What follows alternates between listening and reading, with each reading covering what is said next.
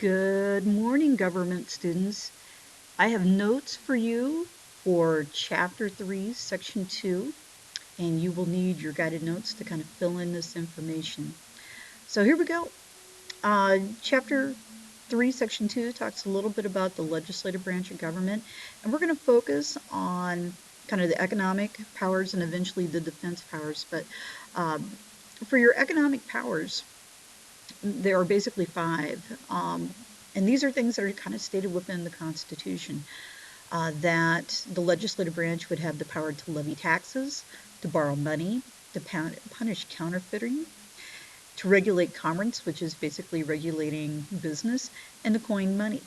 All these were very important because we had a lack of this during the time of the Articles of Confederation. And to kind of help our country maybe get back on a firm footing economically, these are some things that really needed to be implemented. As far as defensive powers, our Congress is allowed to do the following. They declare war, not necessarily the president. The president might ask for a declaration of war, but it's the true power really to declare war lies within the Congress, within the legislative branch. Um, Other defensive powers to raise and support an armed force, to call forth a militia, which is kind of like your National Guard, to punish anyone who is practicing piracy. And I'm not necessarily talking about Captain Hook kind of things, but individuals who, for the most part, might be trying to take advantage of some of the laws by trading things maybe on the black market. Providing for a navy, regulating our armed forces, and finally to organize that militia. All those fall within the defensive powers. All right, moving onward. Other powers that you might see, naturalizing citizens, and some of that is very important when we talk about the process of becoming a U.S. citizen. Establishing post offices, and that might mean building, or in some cases, if you live in rural America, to take away some of those post offices. Securing patents and copyrights. Back in the day, that was important, but it seems like this is a kind of a timely issue in the modern era. We definitely want to make sure that if we're creating new works or coming up with new ideas, that we have the ability to profit from that. The establishment of more courts. Currently in this country, there are some states that have kind of a backlog of court cases who really need an additional courtroom or a courthouse. And it is kind of up to Congress to determine that. And then finally, in number 5, to govern the District of Columbia. The city of Washington, D.C. has a city government, but it also has to have some way to kind of relate with the other states. And it's the national government's duty to kind of take on that role that maybe a state would take. All right, we are going to skip the area that says executive branch, the vague powers. When we eventually cover the executive branch, we'll kind of get into those. But we are going to do part B, and these are the specific powers of the executive branch, okay, or duties perhaps of our president. One being commander-in-chief of the armed forces. Second, to appoint executive department and justices. When we talk about those heads of those executive departments, we're talking about like secretaries, like Secretary of State or Secretary of Defense or Secretary of Agriculture. Judges, this is not just Supreme Court, but this would also include individuals who are within the federal court systems. The federal judges would have to be appointed by the president. Number 3, the pardoning of convicts of federal crimes. It is up to a president to determine whether or not their sentences need to be lightened. In many cases, presidents don't touch this issue, and part of that has to do with perhaps maybe getting reelected. But it is one of those opportunities that they have if they feel like there is an injustice going on. Making treaties. A president could approach another nation to make a treaty, but truly they have to get the consent of Senate before this is ratified. They can appoint ambassadors, and this appointment might kind of be maybe a little form of political patronage for individuals who might have been loyal to a campaign for president.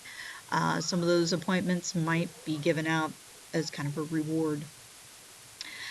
Number 6, calling Congress in the special session. Congress is in session a good portion of the year, but there are a few times when Congress does go on vacation, and it's kind of that during that period of time that the president would have the power to call them back to Washington, especially if there's some kind of impending emergency that needs to be addressed. Probably the most important item on this list, in at least my opinion, is number 7, and that is to execute the laws of the land.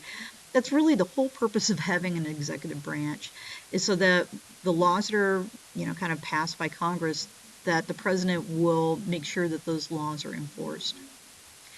Number 8, commissioning military officers. So individuals who are in the armed forces, if they're interested in getting a promotion, particularly if they are an officer, that has to be approved by the president. Meeting with heads of state or foreign officials. That's kind of one of the perks of the presidency, and actually the use of the White House and maybe even Camp David is one way that a president can kind of influence those meetings. And then finally, to deliver the annual State of the Union address. That's usually done late January, early February, depending. It used to be a thing where a president could write it out and send a messenger to deliver it, but since the presidency of Woodrow Wilson, this is something that presidents have done in person on Capitol Hill. All right, Roman numeral 3, the last part, and probably kind of the simplest part here, the judicial branch. And there's basically two parts of the judicial branch. You have your federal courts and your state courts. Federal courts, the highest of those would be the Supreme Court. Below there, you would have your appeals courts or your appellate courts, and then you would have your federal district courts. And there's a wide variety of those. Beneath that is the state courts, and it's kind of set up in the same way. We have a state Supreme Court, we have a court of appeals, and then finally we have our local county and also district courts that you're going to find throughout Nebraska. So thank you very much. Hopefully you got everything written down. If there is room in the margin, I have a couple items that I want to add that are on our next slide. Express powers, enumerated powers, and the elastic clause. And I'm just going to remove these boxes really quick. But when we talk about the express powers, these are powers that are directly stated within the Constitution. Enumerated powers are express powers. The key here is that they're numbered. That's where the numerated part of enumerate comes from. So we could be talking about like Article 1, Section 8. And then finally, the elastic clause. This is probably the one thing that has allowed our Constitution to be so flexible over the years, why we haven't had to go back and kind of start all over again. And according to this, it, for the most part, gives Congress the right to make all laws necessary and proper, and to carry out the powers expressed in the other clauses of Article 1. So thank you very much. I hope you got everything written down, and we hope to see you soon.